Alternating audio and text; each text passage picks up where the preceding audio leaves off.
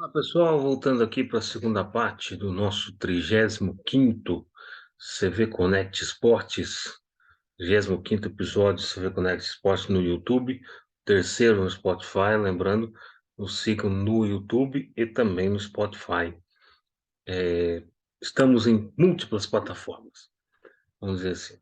É o seguinte, nessa segunda parte nós vamos comentar a rodada desse meio de semana dos campeonatos estaduais, sobretudo Campeonato Carioca e Campeonato Paulista. Comentar também o título do Grêmio na Supercopa Gaúcha, aliás, na Recopa Gaúcha, perdão, e também comentar o prognóstico aí para o fim de semana, né, para o começo do Campeonato Gaúcho, para o começo do Campeonato Mineiro e também para a terceira rodada do Paulistão e do Campeonato Carioca. Bom, para começar, vamos aqui compartilhar a tela. Vamos por ordem cronológica. Por ordem cronológica, na terça-feira tivemos a estreia de Luizito Soares no Grêmio e simplesmente marcou 3 gols. O Grêmio fez a final da Recopa Gaúcha contra o São Luís de Juí. São Luís de Juí ganhou a Copa do Estado do Rio Grande do Sul. O Grêmio ganhou o Campeonato Gaúcho, como vem ganhando já há um bom tempo, né? Ah, o Grêmio no primeiro tempo fez o placar, 4 gols a 1, e no segundo tempo é, é, simplesmente liquidou. Liquidou, liquidou no sentido de que jogou no banho-maria, levou o jogo com a barriga, né? Lembrando que o Soares faz 3 gols, o Soares faz a sua estreia pelo Grêmio, fez a sua estreia pelo Grêmio, né? E logo no primeiro toque na bola fez 1-0. Depois o time do Grêmio fez o segundo gol com o Bitelo, né? O Bitelo fez o segundo gol e depois o terceiro e o quarto, o Soares simplesmente fez esses gols aí em meia hora. Em meia hora o Grêmio estava ganhando de 4 e o São Luís de Juí ainda diminuiu também no primeiro tempo, 4-1. Mas o time do Grêmio é muito superior e, é claro, favorito ao Campeonato Gaúcho. Por falar em Campeonato Gaúcho, esse Campeonato Gaúcho começa nesse sábado. Inclusive o Grêmio já joga no sábado. O Grêmio faz a estreia do Campeonato Gaúcho contra o Caxias, lá no Estádio Centenário, em Caxias do Sul. né? É um duelo histórico, é um duelo bastante histórico, para não dizer pouco histórico, mas a equipe do Grêmio hoje está em muito melhor condição do que a equipe do Caxias. A equipe do Caxias é uma equipe tradicional ali do interior, é como se fosse uma Ponte Preta em São Paulo, ou então uma Caldense em Minas Gerais, né? Caldense, então vamos falar daqui a pouco dela. E é isso. Caxias e Grêmio, o Grêmio extremamente favorito para esse jogo. Não sei se o Soares vai para esse jogo, porque, como eu disse aqui no dia em que o Soares foi anunciado, eu não acredito muito que o Soares vai jogar no interior do Rio Grande do Sul. Acho que o Soares joga mais os jogos na capital.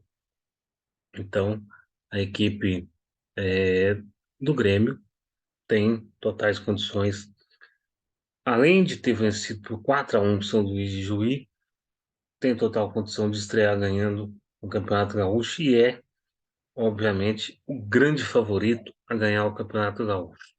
Além disso, vale dizer que o Soares colocou em contrato uma meta de gols e excluindo o Campeonato Gaúcho, porque ele entende ser uma obrigação ser artilheiro.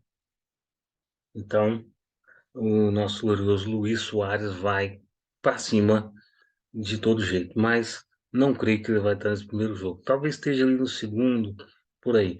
Vamos ver se o Renato Gaúcho, o nosso grande Renato Gaúcho, vai colocá-lo para jogar. Eu acho que não tem um porquê de estar poupando, mas eu acredito que o Soares, por ser a estrela que é, por ser o matador que é, e por uma cautela talvez do Grêmio de preservá-lo a não enfrentar estádios ruins, como deve ser o estádio Centenário em Caxias do Sul, acho que o Soares se mantém só nos jogos em Porto Alegre. Inclusive, lembrando que o Grêmio esse ano não tem Libertadores, porque o Grêmio veio na Série B. O Grêmio foi um dos times que mais contratou nessa janela, junto ali com o Cruzeiro e com o Goiás, né? São os times que mais contrataram nessa janela, e junto com o Vasco, que nós vamos falar daqui a pouco, o Cruzeiro também. E tinha que melhorar o time, porque o time da Série B do Grêmio só subiu porque os outros clubes, à exceção do Cruzeiro, eram clubes muito fracos e não ameaçaram o Grêmio em nenhum momento de ficar na segunda divisão. Então, a equipe do Grêmio bem forte para esse ano, não é uma SAF, é uma equipe muito bem dirigida pelo senhor Romildo Bolzan, presidente do Grêmio, que já há algum tempo vem fazendo uma boa gestão no Grêmio, inclusive no ano em que caiu. O Grêmio é um time sanado, com poucas dívidas, né? E caiu em 2021 por uma fatalidade, uma coisa que acontece. O que eu acho que esse ano não vai acontecer é a equipe do Grêmio, sem dúvida alguma, na Série A do Campeonato Brasileiro, deve surpreender. E no Campeonato Gaúcho nem se fala. O Grêmio tem que manter a sua hegemonia em cima do Inter. O Inter que ficou 6 anos consecutivos ganhando o Campeonato Gaúcho, não ganha o Campeonato Gaúcho desde 2016. Você já está 7 anos sem ganhar o Campeonato Gaúcho. Por falar no Inter, a estreia do Inter é o clássico. É o clássico no sábado à noite, Juvenal, clássico Juvenal, Inter e Juventude. Juventude que até o ano passado estava na Série A. Inclusive, o Grêmio pega um time de Caxias do Sul lá em Caxias e o Inter pega o outro time de Caxias jogando em Porto Alegre. Então, é o clássico Juvenal, Inter e Juventude. É, enfim, é um grande jogo, é um grande jogo. Já foi jogo de final de Campeonato Gaúcho várias vezes. É um confronto equilibrado, mas e também o seguinte, a equipe do Inter, ela tem que dar uma resposta porque ela vem de um segundo lugar no Campeonato Brasileiro, mas está em crise. Perdeu o Tyson, perdeu vários jogadores, perdeu, teve o Lisieiro de volta para o São Paulo, perdeu o Pedro Henrique, perdeu muitos jogadores. A equipe do Inter é uma incógnita nesse sentido, né? E o Inter, assim como o Grêmio, só tem o Campeonato Gaúcho nos primeiros meses aí, tem as primeiras fases da Copa do Brasil e vai ter, aliás, não tem as primeiras fases da Copa do Brasil porque ela tem a Libertadores em abril. Então o Inter precisa arrumar um time à altura do Inter. Tem o treinador que é o Mano Menezes, que continua, foi sondado aí pela seleção brasileira, né, para ir voltar à seleção brasileira, mas não fluiu. A CBF ainda segue é, tentando trazer técnicos estrangeiros para a seleção brasileira e o Mano vai ficar no Inter. E o Inter precisa mostrar futebol esse ano, diferente do que fez ano passado, que não mostrou futebol algum. Muito bem, esse é o Campeonato Gaúcho, né? Já falamos aqui da estreia de Luis Soares no, na Recopa Gaúcha, vamos falar novamente. O Soares. O Soares é um cara matador, evidentemente, matador, já mostrou suas credenciais e vai ser um cara que vai dar trabalho às defesas desse Brasil aí, porque é um cara que não costuma perder oportunidades, mostrou isso nesse jogo, inclusive teve 3 chances, foi lá e matou as três. É, é diferente, é um jogador diferente. E o Grêmio teve a felicidade de contratá-lo. Lembrando que o Soares, em dado momento, da sua, da sua carreira, ele disse que jamais jogaria no Brasil. Jamais jogaria no Brasil, porque o Brasil tem muitos jogos e tal. e agora aceitou a proposta do Grêmio. E o Soares, que estava no futebol uruguaio, voltou, estava no Atlético de Madrid, voltou para o Nacional do Uruguai, ficou 6 meses lá, e aí veio para o Grêmio. Agora já iniciou fazendo 3 gols em cima do São Luís de Juí, mas é muito pouco. Só que, em se tratando de Soares, em se tratando do goleador que é, não tenha dúvida que o Soares vai disputar a liderança da artilharia dos campeonatos em que disputar. E o Grêmio foi muito feliz em contratar esse jogador. Além disso, o Grêmio, já disse aqui, foi dos que mais contratou, né, 10 reforços, dentre eles o nosso Reinaldo, né, que jogava no São Paulo, um bom lateral, bate muito bem pênalti. Eu acho que o Grêmio tem condição de fazer um grande ano. Um grande ano, diferente do que foi os 2 últimos anos. Muito bem, acho que o Campeonato Gaúcho tá tudo certo. Aliás, quem transmite o Campeonato Gaúcho é a RBS, lá no Rio Grande do Sul. A RBS, que é a Globo do Rio Grande do Sul, e vai transmitir, como vem transmitindo desde o ano passado, os jogos no sábado da tarde. Ou seja, então começa com Caxias e Grêmio.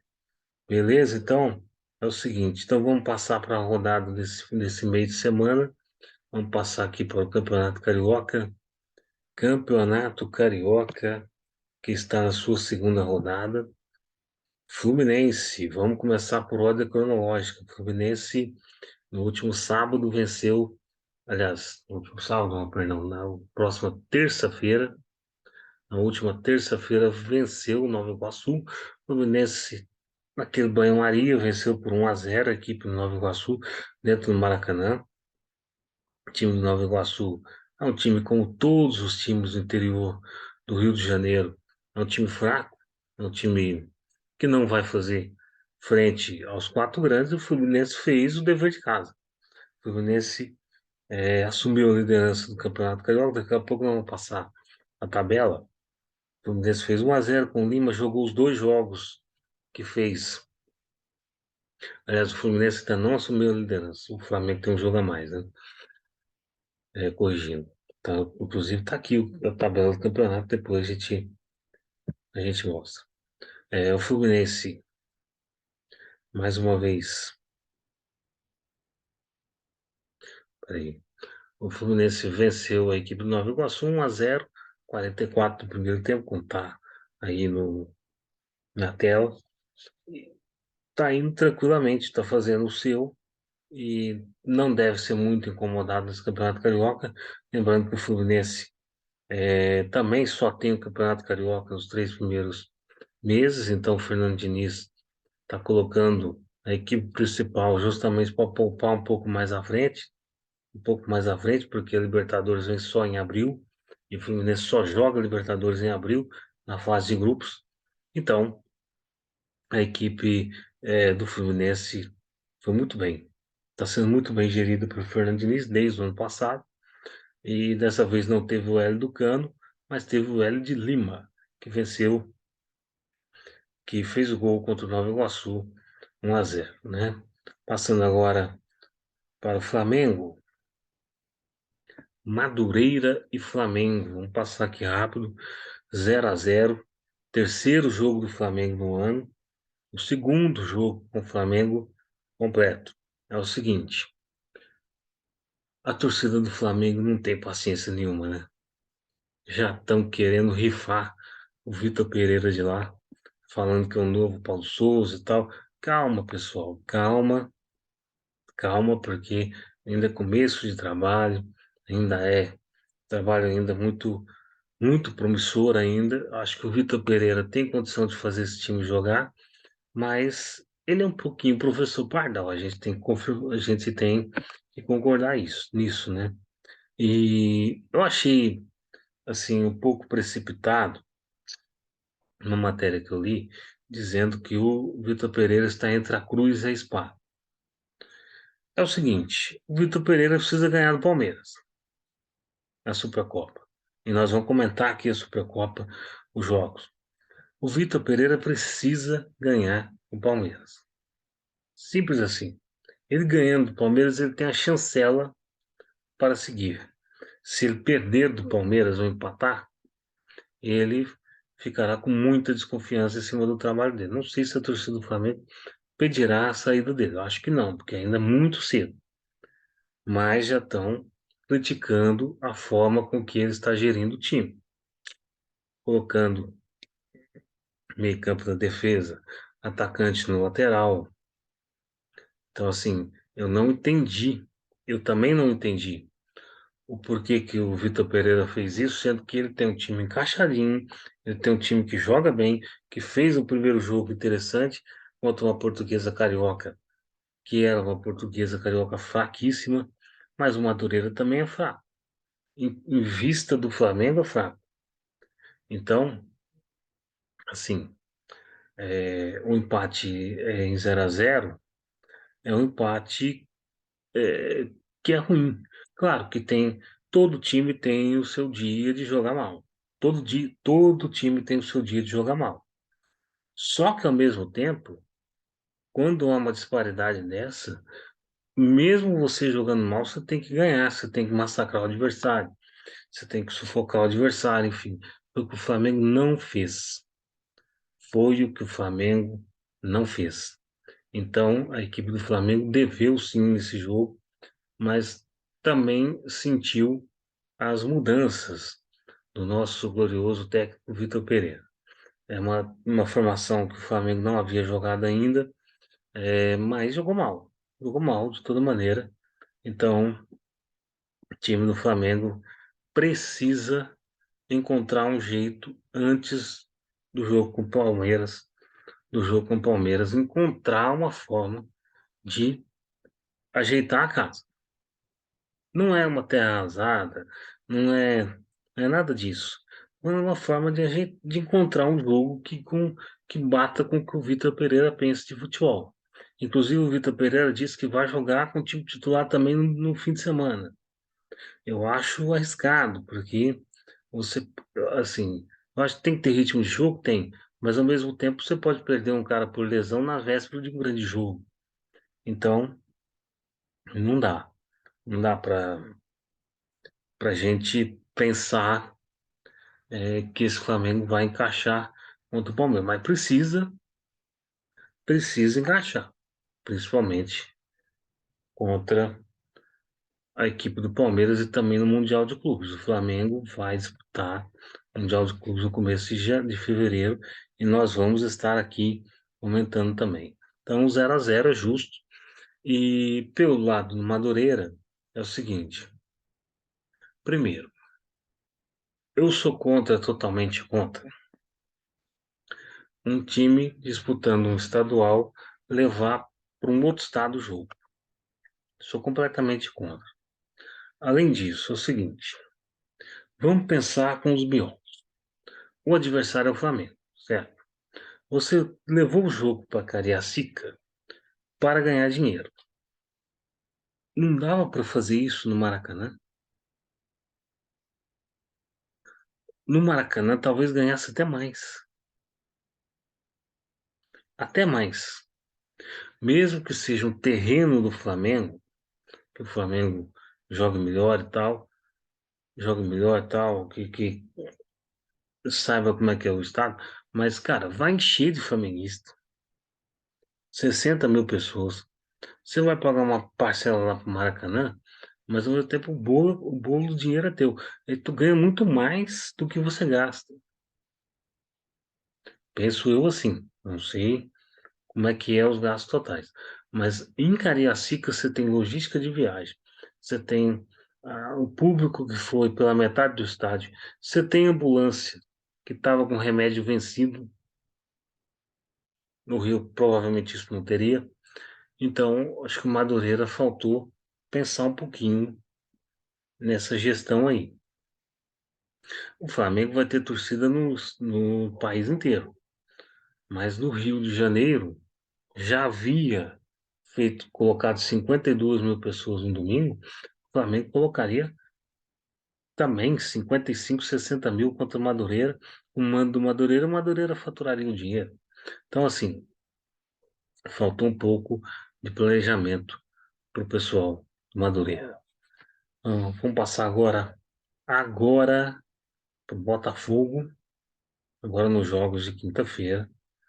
Volta Redonda 1, Botafogo 2. Botafogo jogou bem, jogou o primeiro jogo com o time titular.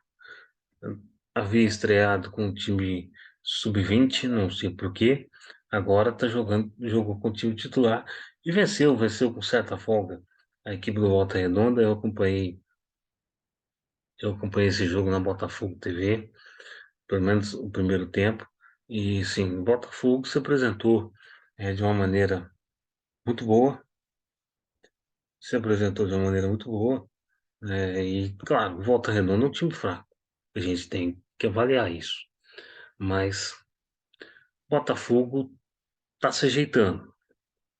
Não é um time ainda que você tenha uma certa confiança, porque é um time que tem Tietê, Patrick de Paula, Tiquinho, tem Lucas Perry no gol.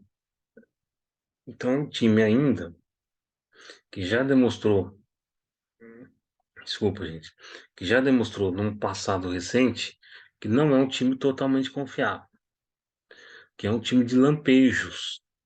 Então o Botafogo precisa trabalhar isso, até porque a torcida do Botafogo esse ano tem a ânsia de chegar à final ou de ganhar a Copa Sul-Americana, porque o Botafogo nos últimos tempos tem empenhado-se muito em tentar ganhar o Campeonato Carioca, não tem conseguido ganhar, é quem está há mais tempo sem ganhar o Campeonato Carioca, que é o Fluminense ganhou ano passado, quebrou o tabu. Então, a equipe do Botafogo precisa arrumar o time e jogar a Sul-Americana. Precisa arrumar o time, jogar a Sul-Americana e precisa arrumar um time que lhe dê a ele uma posição digna no Campeonato Brasileiro, assim como foi no ano passado, pois o Botafogo já há muito tempo não tinha. Então a equipe do Botafogo, que agora vai ter uma semana de treinamentos, porque o clássico contra o Vasco foi remarcado para 16 de fevereiro, a equipe do Botafogo precisa se encontrar nos jogos grandes. Precisa se encontrar de uma maneira mais retilínea.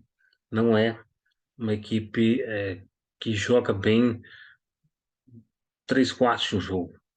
Não. 3/4 de um jogo, não. 3/4 da temporada. A equipe joga bem um quarto da temporada, joga mal outro quarto, depois joga bem o outro. E assim, é uma equipe, ela é inconstante. Essa é a verdade. Ela é inconstante. Portanto, a equipe do Botafogo, nesse campeonato carioca, ela talvez seja das quatro equipes a que menos vai, não vou dizer, a que menos vai ter como intuito principal o título do Campeonato Carioca. Ela tem como intuito principal fazer um time para o resto da temporada. Esse é o objetivo do Botafogo nesse ano e pelo que eu vejo da torcida nas redes sociais, o objetivo é sul-americano. Então, o Campeonato Carioca é meio que uma espécie de jogos para você ir montando a sua equipe. E montando a equipe. Botafogo trabalha no SAF já há um ano e pouco. E sabe que o trabalho é lento. Não é um time foda de uma hora para outra. Precisa de uma escadinha. E o Botafogo, me parece, está fazendo dever de casa. Primeiro, o Luiz Castro aí já há quase um ano, né, no comando técnico do Botafogo. Acho um treinador extremamente experiente, um treinador que entendeu a logística e a ideia do clube, né?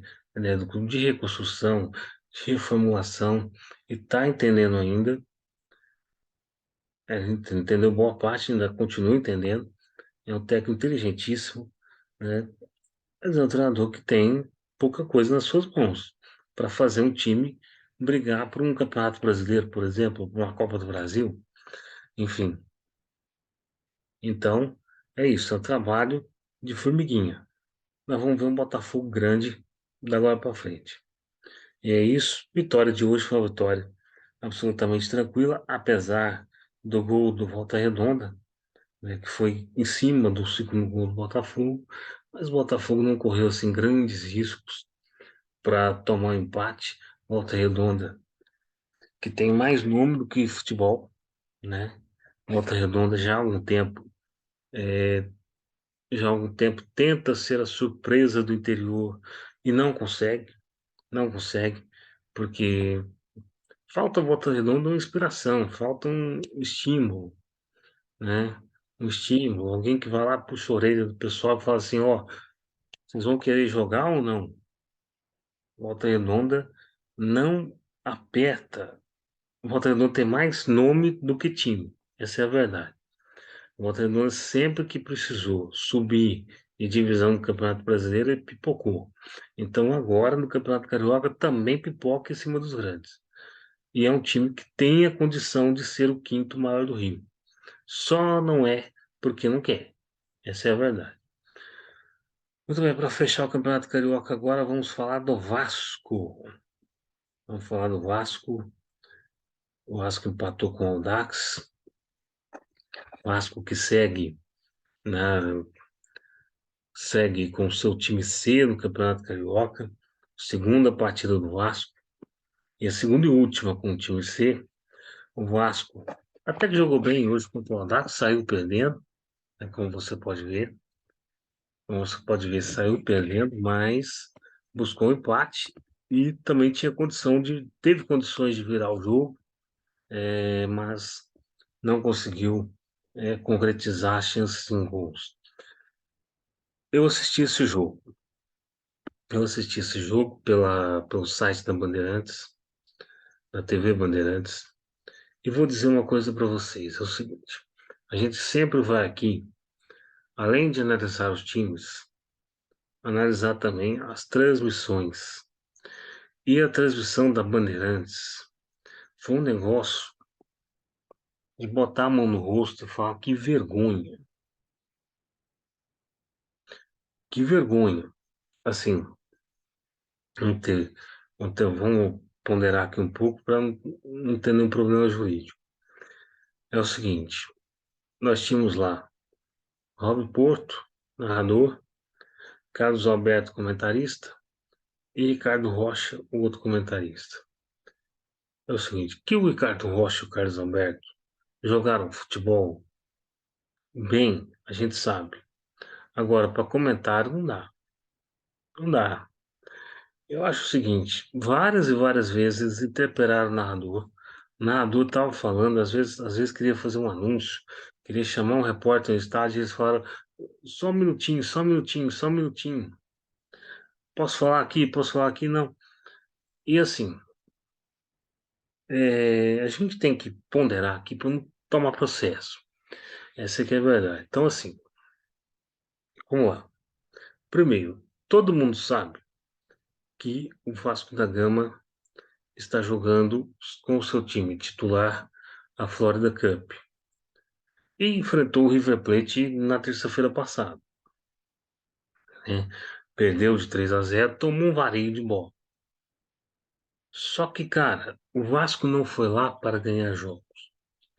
O Vasco foi lá para propagar a marca. Propagar a marca. O Vasco não jogava fora de casa, aliás, fora do Brasil, desde 2017. Desde 2017, o Vasco não jogava fora do Brasil. E a Florida Cup são dois jogos. Dois jogos. Um que o Vasco fez contra o River Plate e um sábado contra o Miami, lá o time dos Estados Unidos. O Vasco vai jogar no sábado. Depois disso, o Vasco volta ao Campeonato Carioca. O que foi falado na transmissão da Bandeirantes é de que o Vasco deu as costas ao Campeonato Carioca. Não deu as costas ao Campeonato Carioca. Um dos comentaristas falou isso, não vou dizer quem. Mas o Vasco não deu as costas ao Campeonato Carioca. O Vasco simplesmente fez um negócio. E outra, ainda tem mais. Nós estamos vendo aqui, ainda tem mais 9 rodadas, fora semifinais, fora possível final. Então, assim, uma coisa que eu disse no meu vídeo anterior com relação ao PVC no Sport TV. Você que é ex-jogador, você tem que entender que quando você vai para frente de uma câmera, para frente do microfone, comentar, você tem que, no mínimo, buscar saber as coisas. Buscar saber as coisas e não comentar de achismos. Porque várias vezes essa transmissão da Band fez esse jogo. Eu não gostei da transmissão da Bandeirantes, e acho que o Vasco tem o direito de se indignar. A torcida do Vasco tem o direito também de se indignar com essa transmissão, porque tá claro, tá claro o que o Vasco foi fazer nos Estados Unidos. E se eu fosse dirigente de um clube como o Vasco, eu também iria, porque eu preciso angariar dinheiro para o meu time. Por mais que o Vasco agora tenha a 77 Partners como parceira, não se descarta uma ida fora da Cup. O que se descarta é as primeiras rodadas do Campeonato Estadual, porque elas simplesmente não valem de absolutamente nada, entende? Então, assim, e o Vasco, ele precisa dessa exposição. Ele precisa, por mais que seja um time grande aqui no Brasil e tal, um time grande na América do Sul, ele precisa dessa exposição. Os times brasileiros e sul-americanos precisam dessa exposição, porque são times que hoje estão esquecidos ao redor do mundo. Quando eles aparecem nesse tipo de campeonato, eles são de fato um pouco lembrados. Além disso, o Vasco foi buscar, não foi buscar as vitórias na Florida Cup.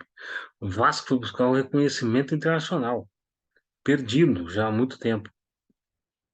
Então é muito leviano você chegar na televisão e falar que o time deu as costas ao Campeonato Carioca. Não deu. Inclusive, os clássicos ainda não foram jogados. Inclusive, o clássico contra o Botafogo, que seria na segunda-feira, foi adiado por pedido do Vasco, para que Vasco e Botafogo jogassem com os times titulares. E outro, o Vasco já na semana que vem, na próxima rodada, já deve estar com o time titular aí. Então, gente, calma. Antes de criticar na televisão, vamos saber o que estamos falando, certo? E o Audax Rio é uma das gratas surpresas desse, desse Campeonato Carioca. Empatou com o Vasco, time C, claro. Venceu o Botafogo no último domingo, time A, e perdeu para o Flamengo, aliás, time B do Botafogo, perdão, e perdeu para o Flamengo, time B, por 1-0 também. Então, assim, é um time de interior do Rio, de empresários, claro, mas que faz frente aos times grandes. Já mostrou isso, só falta o Fluminense agora. Tudo indica que esse Audax vai dar trabalho, vai dar trabalho. E para encerrar o Campeonato Carioca, vamos mostrar aqui a tabela. A tabela mostra o Flamengo aqui com 7 pontos, vocês podem ver aí. Fluminense com 6, um jogo a menos. Flamengo um jogo a mais. Flamengo joga mais. Flamengo empatou com Madureira, a gente viu, né? Fluminense venceu o Nova Iguaçu. E Bangu na terceira posição com 4 pontos. O Audax em quarto com 4 pontos. Botafogo 3, Portuguesa Carioca 3, Vasco 2. Vasco ainda não venceu na competição. Madureira 2, Boa Vista 1. Volta Redonda 1, Nova Iguaçu 1. E Resende 0. Resende ainda não ganhou. Né? Na próxima rodada, já dissemos aqui, Vasco e Botafogo foi adiado. Vou mostrar aqui. Próxima rodada, nesse sábado, Flamengo e Nova Iguaçu. O Flamengo deve ganhar. O Vitor Pereira já disse que vai com o time completo. né? Também vamos ter com transmissão da Band Madureira e Fluminense no domingo, 6 da tarde. E não teremos Vasco e Botafogo, por mais que esteja aqui marcado para segunda-feira. Mas o Vasco pediu o adiamento do jogo, o Botafogo concordou e a federação também. Então, é isso. Então, Flamengo contra Nova Iguaçu, 9 da tarde, e Madureira contra Fluminense no domingo, às 6 da tarde. Transmissão da Band.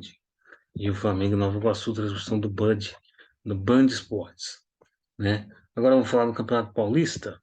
Vamos falar do Campeonato Paulista. Teve jogos hoje, né? Teve jogos hoje, teve jogo na quarta-feira também. A gente só fala dos grandes aqui, tá? E por falar dos grandes, vamos começar com o que entrou em campo primeiro. A equipe do Corinthians, 3-0. Venceu 3-0 a Água Santa na sua estreia em casa. Corinthians que só tem o Campeonato Paulista até março desse ano, né? E o Corinthians fez o dever de casa dele.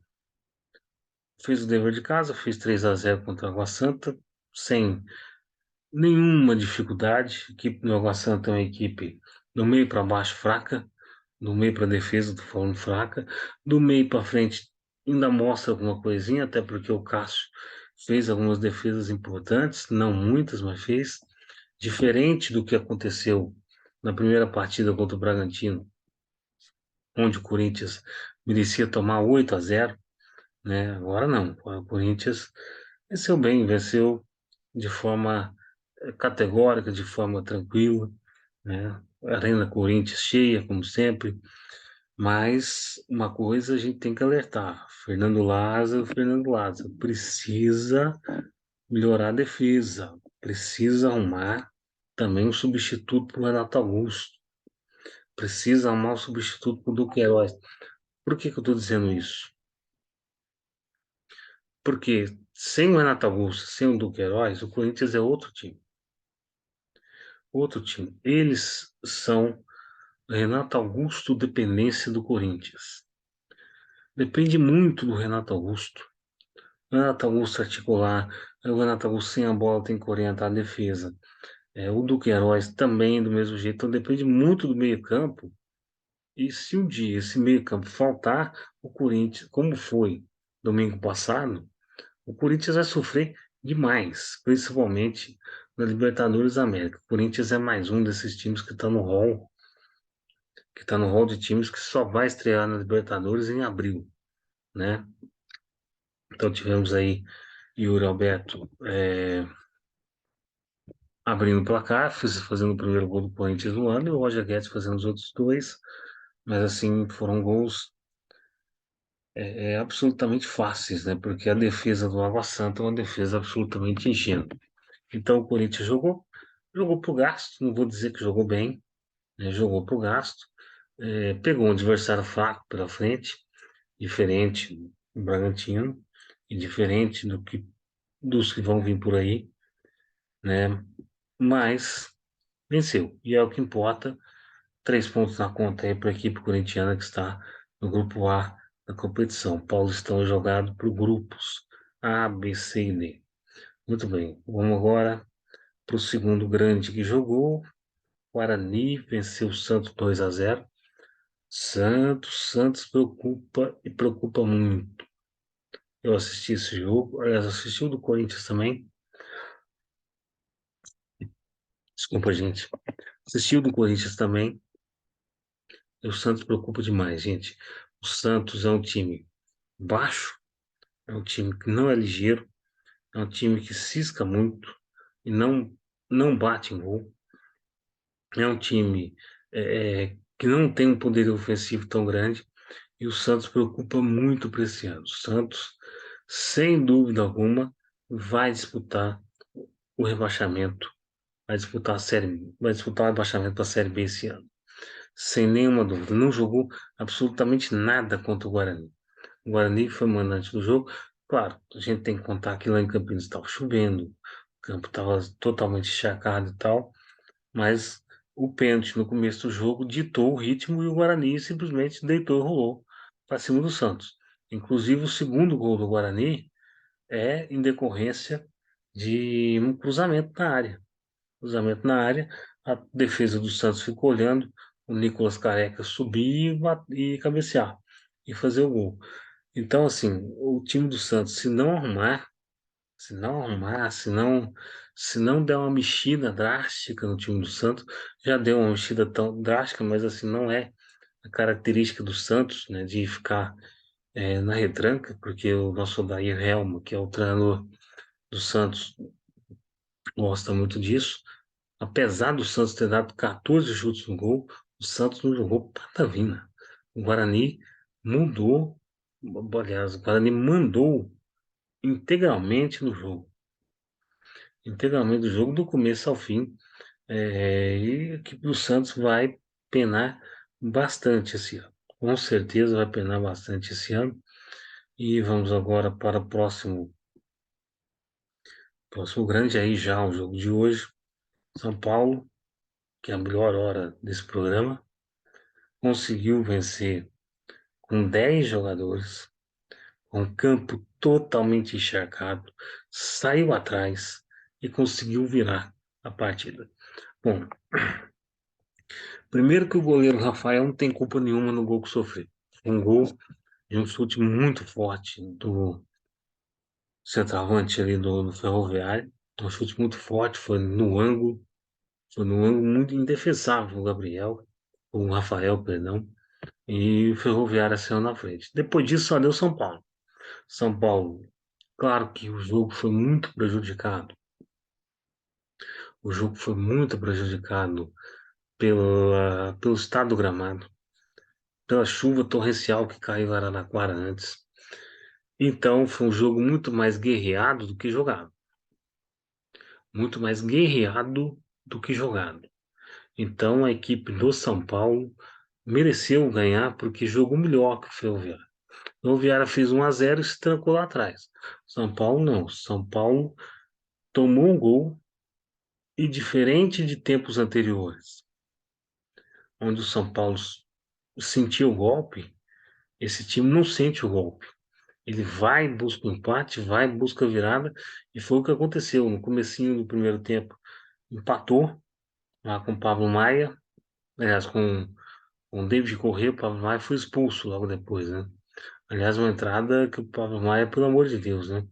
E tira o Pablo Maia do jogo contra o Palmeiras, ah, no domingo, o clássico Choque Rei, que nós vamos comentar aqui na segunda-feira. E, por fim, o Galopo finalmente desabrocha, né? Fez um gol no último jogo do ano passado, agora faz o segundo, todos eles fora de casa. E o Galopo faz o segundo gol, faz o gol da vitória, onde o São Paulo já merecia ganhar. Aliás, o São Paulo merecia empatar desde o terceiro minuto depois do primeiro gol da Ferroviária. Então, a Ferroviária jogou mal demais, fez o primeiro gol, se recuou. É claro que ela não tem time nem condição de enfrentar o São Paulo de peito aberto, mas ela jogou muito mal. No que ela se propôs, ela foi muito mal. Lembrando que o São Paulo teve 26 chutes a gol contra 7 da Ferroviária. Então, a vitória é mais do que merecida para o tricolor do Morumbi. O tricolor do Morumbi que volta a campo no próximo domingo, no clássico Choque Rei no Allianz Parque contra o Palmeiras. E por falar no Palmeiras, a gente já fala aqui do Alviverde imponente, que jogou mal pra caceta, mas o nosso glorioso Rafael Veiga acertou um chute de longa distância que poucos, como diria o Luiz Roberto, um chute, um chute de rara felicidade. E é isso aí, um chute de rara felicidade. Então, foi isso que aconteceu. Do resto, o Botafogo mandou no jogo. O Botafogo teve as melhores chances. A equipe do Palmeiras não conseguiu sair do contra-ataque. Aliás, recuou, recuou muito. E isso para uma equipe que vai disputar a Supercopa do Brasil no próximo, no outro fim de semana, sem ser nesse, no outro, que vai disputar grandes títulos esse ano. Isso é um alerta de que o Palmeiras precisa se recompor. Palmeiras perdeu Danilo, perdeu Gustavo Scarpa, perdeu, perdeu mais alguns jogadores e não comprou ninguém. Então, o Palmeiras precisa reemplaçar. Reemplaçar significa contratar ou chamar alguém da base para suprir essas ausências, porque a equipe do Palmeiras tem sofrido muito. A questão é que o Palmeiras tem tanta técnica e tanta qualificação que os outros adversários não conseguem balançar a rede alviverde, que é a única rede de time grande ainda não balançada esse ano. É, de time grande de São Paulo, tá? Então, fica aí. É, vamos agora para a classificação do Campeonato Paulista. Lembrando que o Campeonato Paulista é grupo, né? E daqui a pouco a gente passa também os jogos da próxima rodada. Grupo A, Bragantino, 4 pontos. Bragantino empatou com São Bernardo, né?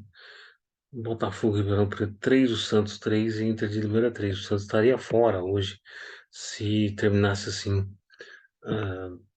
a classificação. São Paulo, 4 pontos. Havia perdido a liderança do Grupo B ontem para o Guarani, mas agora recuperou. 3 pontos para o Guarani, 0 para o Mirassol, perdeu os 2 jogos. O Água Santa também perdeu os 2 jogos. O Grupo C, São Bento, 4 pontos. O Corinthians, 3. São Bento passou o Palmeiras e venceu nesse meio de semana. Corinthians, 3. Ferroviária, 3. Ituano, 2. E no grupo D de dado, o São Bernardo lidera, com Palmeiras em segundo, 4 pontos cada um. Santo André em terceira, Portuguesa na quarta posição. Lembrando que os 2 melhores de cada grupo passam e eles se enfrentam nas quartas de final em jogo único na casa do time que passou na frente no grupo. E depois faz a semifinal jogo único também. E aí as finais em 2 jogos. Muito bem, já terminamos aqui. Aliás, terminamos não. Vamos para a próxima rodada. Próxima rodada para falar dos times grandes. Já falei aqui que vai ter o campeonato, aliás, que vai ter o Choque Rei, Palmeiras e São Paulo.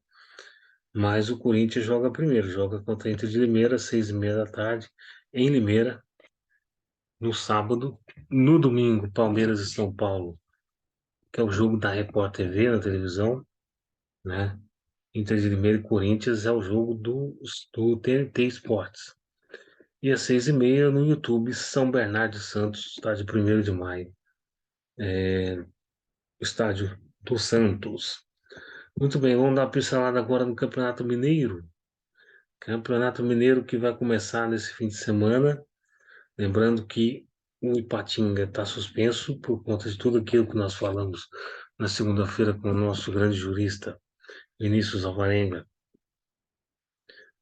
com relação ao problema lá com o Betim no STJD, problema de falsificação de documentos. Não se sabe se o Ipatinga fez de fato isso, mas o STJD está julgando. E o STJD manteve a decisão de começar o Campeonato Mineiro sem sem os jogos de Ipatinga. Os jogos de Ipatinga vão ser postergados até que haja uma definição clara da justiça. Então, o Campeonato Mineiro começa nesse sábado, às 4h30 da tarde, com o Atlético Mineiro jogando com a Caldense. É o jogo no Mineirão. Não, aliás, no Independência, o Mineirão não vai receber jogos tão fácil assim no Campeonato Mineiro esse ano.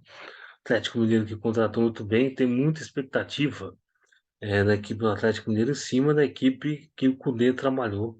Eduardo Cudê, o treinador do Atlético Mineiro, trabalhou, né, todo esse período de tempo e vai colocar em prática, começar a colocar em prática contra uma Caldense que é um time talvez mais veterano do interior de Minas Gerais. Caldense e Atlético já foi final de Campeonato Mineiro, se não me engano, de 2014 lá, lá no Ronaldão em Poços de Caldas, mas agora a situação é diferente. O Caldense está na Série D do Campeonato Brasileiro, mas vai jogar agora a primeira rodada contra o Atlético Mineiro. Lembrando que o Campeonato Mineiro mudou esse ano. São 8 rodadas agora. São 3 grupos de 4 times. São 12 times, 3 grupos de 4 times. E vai seguir o mesmo esquema do Campeonato Paulista.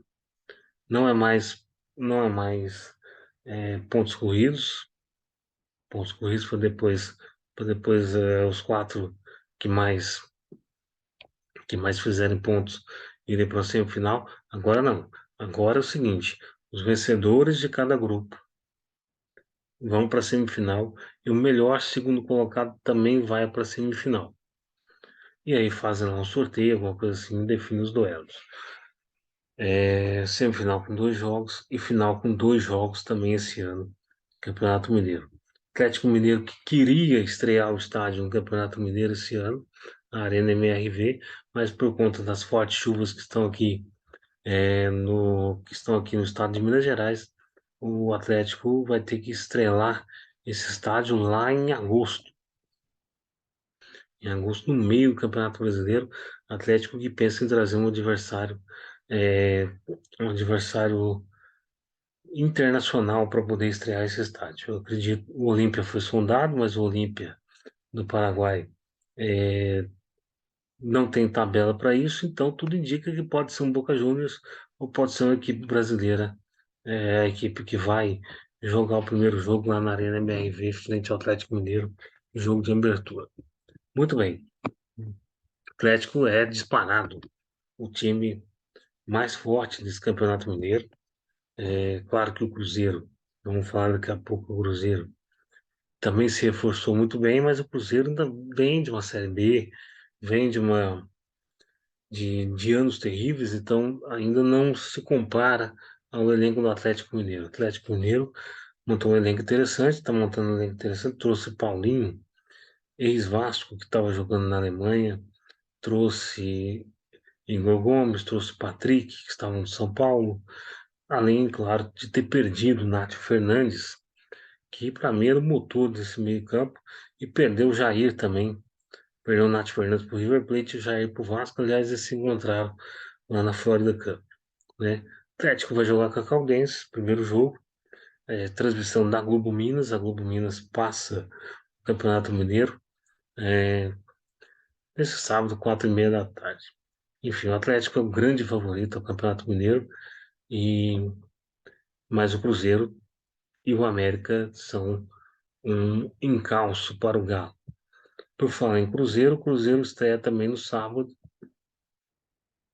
às 7 da noite, frente Patrocinense, o jogo lá em Patrocínio, no estádio Pedro Alves Nascimento, em Patrocínio. Cruzeiro deve ir com força máxima. O Cruzeiro contratou muita gente, contratou Nicão, contratou, contratou vários outros jogadores que agora, de cabeça não lembro. O Cruzeiro foi um dos times que mais contratou nesse ano, né? Um dos times que mais contratou esse ano. Então, a equipe do Cruzeiro, a equipe do Cruzeiro com a SAF, com o Ronaldo, com o título da Série B, com a volta à Série A, tudo indica que o Cruzeiro não vai passar muitos apertos esse ano, não. A tendência é essa. Não sei se é a prática. A prática nós vamos ver agora. Bom, o Cruzeiro estreia com Patrocinense, lembrando que o Tempo Esportes faz os jogos do Cruzeiro, né, os jogos do Cruzeiro dentro de casa, fora de casa. Fora de casa é o Premier, desculpa, gente. Fora de casa é o Premier, é o Campeonato Mineiro, aliás, é a Globo Minas, perdão, e é isso. Bom, para finalizar aqui, temos o América. O América joga domingo, 6h30 da tarde, em Pouso Alegre, contra o Pouso Alegre. Tá de Manduzão, Pouso Alegre. O Pouso Alegre, que foi vice-campeão da Série D do Campeonato Brasileiro, vai estar na Série C. Aliás, esse ano, 8 equipes de Minas Gerais vão estar nas 4 principais divisões no Campeonato Brasileiro. Isso é muito importante para o estado de Minas, e as 8 estão no Campeonato Mineiro da Série A. Então vai ser um campeonato interessante nesse sentido, né? E o América vem completo, né? Vem poucas mudanças desde o ano passado. O América é favoritaço para esse jogo aí, e favorito também para ser uma pedra no sapato, mais uma vez, de Cruzeiro e de Atlético Mineiro. Pois bem, é isso, pessoal. É, É isso, pessoal. Tabela aí dos jogos do campeonato, dos campeonatos estaduais para o fim de semana. Nesse meio de semana também já comentamos, mas agora eu quero mostrar para vocês o seguinte, um jogo que rolou hoje à tarde entre o PSG, é um amistoso, não um amistoso, que rolou hoje à tarde, que foi um amistoso, talvez o último amistoso entre duas lendas do futebol mundial, Cristiano Ronaldo e também o nosso glorioso Lionel Messi. Pois bem, é o seguinte, hoje em Riad tivemos um conglomerado árabe enfrentando o PSG. O que é um conglomerado árabe? Dois times de Riad, que é o Al Nassr e o Al Hilal, se juntaram, fizeram um time e para jogar essa Copa, né? Copa Riad XI contra o PSG, um amistoso, justamente para marcar a estreia do Cristiano Ronaldo. E assim, era um jogo para banho-maria, né? Festivo e tal, mas na verdade não, foi jogar na Vera.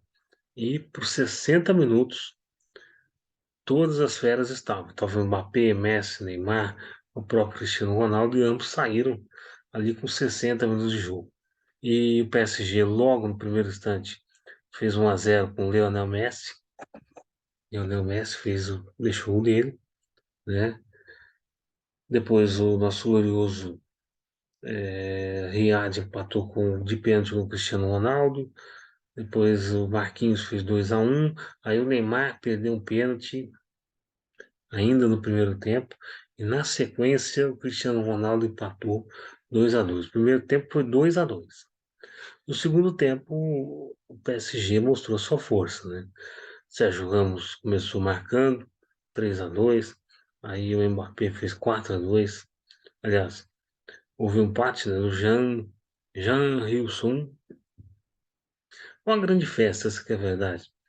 Houve um empate do Jean Hilson antes de haver a debandada do pessoal e depois o Mbappé faz o gol e sai também, faz 4-3. E aí o Ekitike, no finzinho da partida já, marca o quinto gol. E o Talisca, no último lance do jogo, diminuiu, fez o quarto gol, mas enfim, já estava tudo consolidado.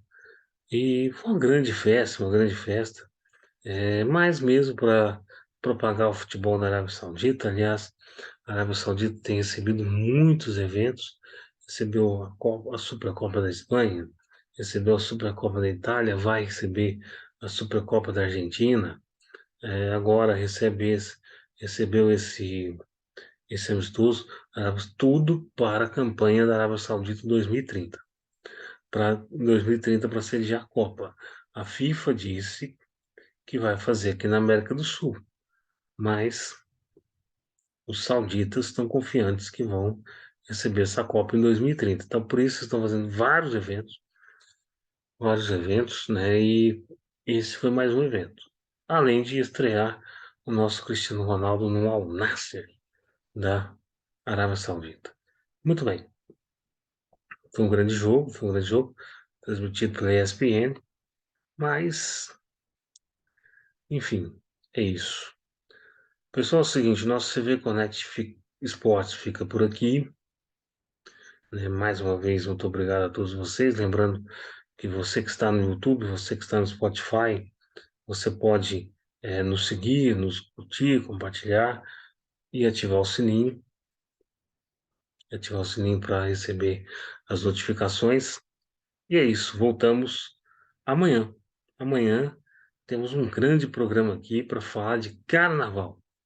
Vamos eu, o Thiago e a estreia, Thiago Saraiva, e a estreia do Regis Ferreira aqui no nosso CV Connect, tá certo?